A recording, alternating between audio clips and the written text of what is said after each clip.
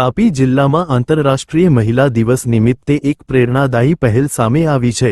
ડોલવણ તાલુકાના રંગકચ્છ ગામની 10 આદિવાસી બહેનોએ મળીને પૂર્ણા સખી મંડળ રચી પ્રાકૃતિક સાબુ બનાવવાનો ગૃહોદ્યોગ શરૂ કર્યો છે અને આજે આ પહેલ તેમને આર્થિક રીતે આત્મનિર્ભર બનાવી રહી છે। ઘરના કામકાજ વચ્ચે સમય કાઢીને આ બહેનો કેસુડા, એલોવેરા, લેમન, કેસર, ચંદન અને લીમડા જેવા પ્રાકૃતિક ઘટકોનો ઉપયોગ કરીને સાબુ બનાવે છે।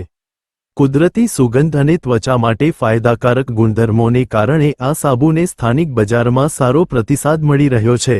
રંગકચ્છ ગામની કોકિલાબેન ચૌધરી જણાવે છે કે 10 બહેનોએ મળીને સખી મંડળ બનાવ્યું અને તાલીમ લીધા બાદ સાબુ બનાવવાનો ગૃહોદ્યોગ શરૂ કર્યો હતો।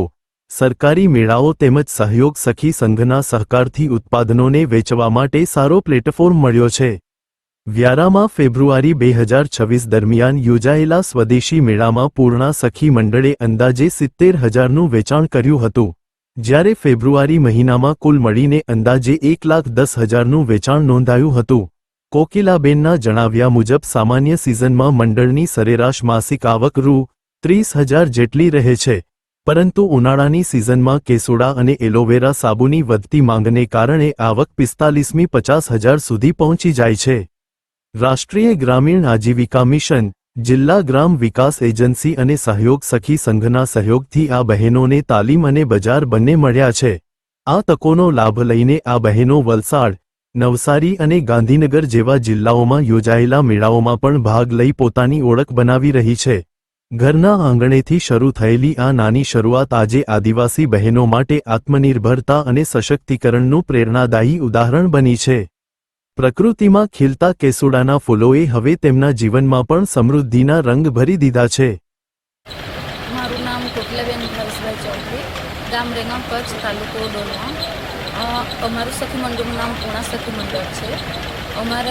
અમે પૂર્ણા સખી મંડળમાં 10 બહેનો ભેગા મળીને એક સખી મંડળ બનાવ્યું અને એવું અમે 10 ગ્રુપ બનાવ્યા કે જે અમારું સહયોગ સખી સંઘ વિવો બધા બહેનોએ ભેગા મળીને અમે 2022માં ઓર્ગેનિક સાબુ બનાવવાની તાલીમ લઈ 30 બહેનો જેટલા ભેગા મળીને અમને ઓર્ગેનિક સાબુ તાલીમ આરસીટીમાંથી આપવામાં આવી અને અત્યારે અમે મેળાઓમાં ભાગ લઈએ છીએ, ઘરેથી વેચાણ કરીએ છીએ, ઓર્ગેનિક સાબુ બનાવીએ છીએ।